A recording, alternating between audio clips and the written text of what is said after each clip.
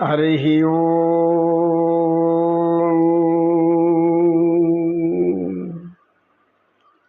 జై శ్రీమన్నారాయణ.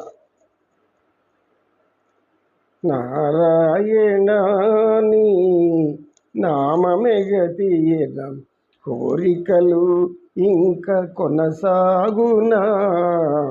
నారాయణ నారాయణ నీ నామమెగతీయన కోరికలు ఇంక కొనసాగునా. దీవించు దివ్య సౌభాగ్యములిచ్చి నిలయగా నన్ను వడబరచుచు పైని సంసార బంధములగట్టేవు నా పలుకు చెల్లునా. నారాయణ నా పలుకు చెల్లునా. నారాయణ. నారాయణ నామం కలియుగంలో మనకు గతి అతి అన్నిటికీ పరమాత్మని యొక్క కరుణ ఉంటేనే ఏదైనా మనకు అనుకూలంగా జరుగుతుంది. మనం ఆనందంగాను సంతృప్తిగాను సంతోషంగాను ఉండడానికి పరమాత్ముడే మూల కారణం అని అనేక మంది తెలియదు. తెలిసిన వాళ్ళు ఆనందంలో మునిగి ఉంటారు ఎప్పుడు కూడా. కనుక ఈ లోకానికి మనం అందరం కూడా సనాతన ధర్మం అని చెప్పుకునేటటువంటి ఎవరైనా ఏమైనా కావచ్చు, జ్ఞానం బోధించాలి. జ్ఞానం బోధించుకుంటా అజ్ఞానాన్ని ఇదే జ్ఞానం అని చెప్తుంటే భగవంతుడు ఎటువంటి సహాయం అటువంటి వాళ్ళ దగ్గరికి కూడా రాడు. అటువంటి వాళ్ళ సమీపానికి కూడా ఆయన శక్తి పనిచేయదు, దగ్గరికి రాదు ఆ శక్తి. అది ఎవరెవరు తనను కొలుస్తున్నారో, ఎవరెవరు తను ఆరాధిస్తున్నారో, ఎవరు తను నిజంగా ప్రేమిస్తూ జీవిస్తున్నారో అనేది పరమాత్మ గ్రహిస్తాడు. కనుక ఆత్మస్వరూపులంటే అందరికీ నా హృదయపూర్వక నమస్సుమాంజలు. తప్పకుండా మనం శ్రీమన్నారాయణుడైనటువంటి కలియుగ వైకుంఠ దైవమైన శ్రీ వెంకటేశ్వర స్వామిని నిత్యం కొలుస్తూ ఉంటే, ఆయన్ను లోపల పెట్టుకుంటే అంతకు మించిన ఆనందం ఇంకేమీ ఉండదు. ఎందుకంటే తరింప చేసేవాడు. ఈ యొక్క మానవ జన్మకు అర్థం, పరమార్థం, సార్థకత, మానవ జన్మలో ఉన్నటువంటి ఆనందాన్ని ఎందుకు నీకు ఈ మనిషి శరీరం ఇచ్చారో అది నువ్వు ఎందుకు సరిగ్గా గ్రహించడం లేదో అని నిత్యం అని చెప్తూనే ఉంటాడు. మనం వినలేము. ఎందుకు వినలేమంటే మన ఏకాగ్రత అటువైపు ఉండదు. మన ఏకాగ్రత అంతా కూడా ఈ భౌతిక విషయాల మీదనే ఉంటుంది. అంటే రాగద్వేషాలు, రాగము ద్వేషము. రాగం అంటే ఏమి? ప్రేమ. మన వాళ్ళకు ఒక ధర్మం, మన వాళ్ళకు ఒక నీతి, మనవాళ్ళు అంటే ఒక పక్షపాతం కాదు, పక్షపాతం.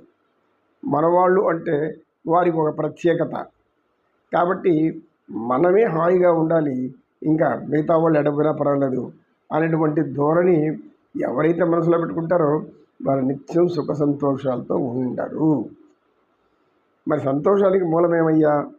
ఆనందంగా ఎలా ఉంటామని చెప్పయ్యా స్వామి అని పరమాత్మను అడిగితే ఆయన ఏం చెప్తాడంటే, నాయనలారా, తల్లులారా, మీరందరూ కూడా ఆనందంగా సంతోషంగా ఉండాలంటే మీ చుట్టుపక్కల ఉన్నటువంటి మీ బంధువులు కానీ, ఇతర గృహస్థులు కానీ, ఇరుగు పొరుగు అందరు ఎవరైనా సరే, ఎవరు ఏం చేస్తున్నా పట్టించుకోవద్దు.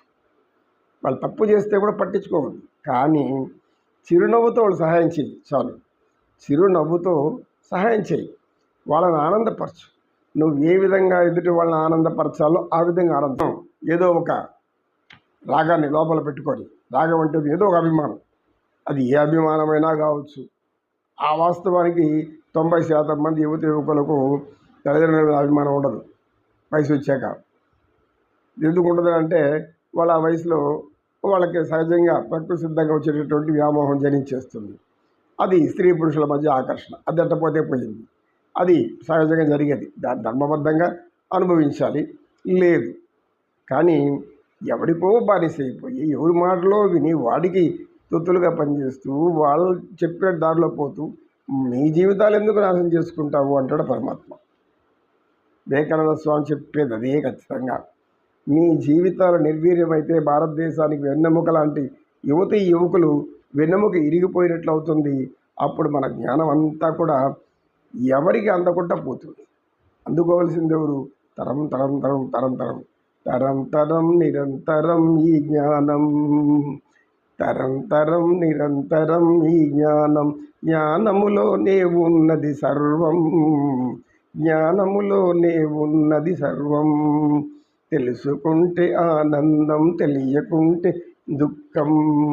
ఇటు మాయ అది మాయ, ఇది మాయ అది మాయ, ఈశ్వరుడి శక్తే మాయ.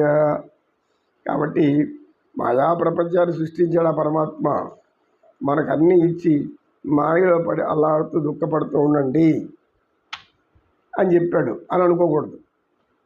ఆయన స్పష్టంగా చెప్తున్నాడు భగవద్గీతలో. ఏ మాయ అయితే నా చేత ఈ ప్రపంచాన్ని కప్పివేసి మిమ్మల్ని అందరినీ వ్యామోహపరుస్తూ ఉందో, అటువంటి మాయ నుండి మీరు బయటపడాలి అంటే నన్ను తలుచుకోండి, నా సేవ చేయండి, నా ఆరాధన చేయండి, నన్ను కీర్తించండి, నన్ను పూజించండి, నా పాదాలను నిత్యం మీ హృదయాల్లో పెట్టుకోండి. ఎంత సంతోషంగా ఉంటారో చూడండి. ఇది సూత్రం. ఎదుటి వాళ్ళ సంతోషం మనం చూడగలిగితే, ఎదుటి వాళ్ళ ఆనందాన్ని మనం ఆనందంగా స్వీకరించగలిగితే అప్పుడు మనం కూడా ఆనందంగా ఉంటాము. This is the formula of the philosophy. ఇది ముఖ్య సూత్రం. మనకు ఈ గణిత శాస్త్రంలో కానీ అన్ని శాస్త్రాలు ఏ శాస్త్రంలో సూత్రాలు ఉంటాయి. వాటి ఆ సూత్ర ప్రకారం పోతేనే అది మనకు వస్తుంది అజ్ఞానం, లేకపోతే రాదు. అదే మాదిరిగా దైవజ్ఞానానికి కూడా ఒక సూత్రం ఉంది.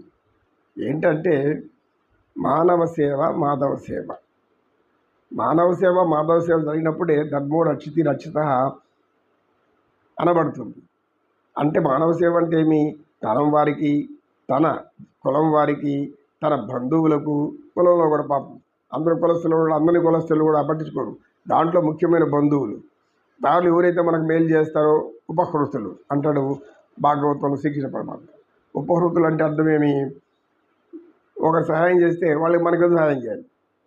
ఒక వ్యక్తి ఏదో ఒక కావాల్సినంత ఇచ్చినప్పుడు ధనము అతనికి ఏం చేయాలి?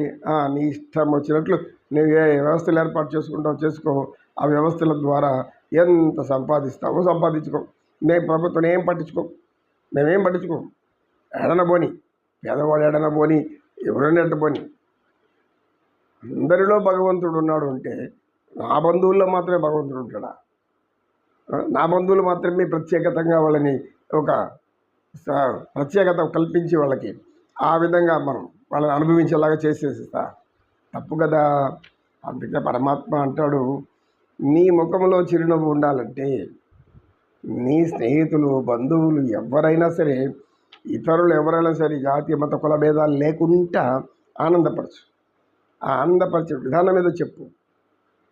ఎప్పుడైతే వాళ్ళు ఆనందంగా ఉంటారో నీకు చెప్పలేనంత ఆనందం పరమాత్మ లోపలిచ్చేస్తాడు.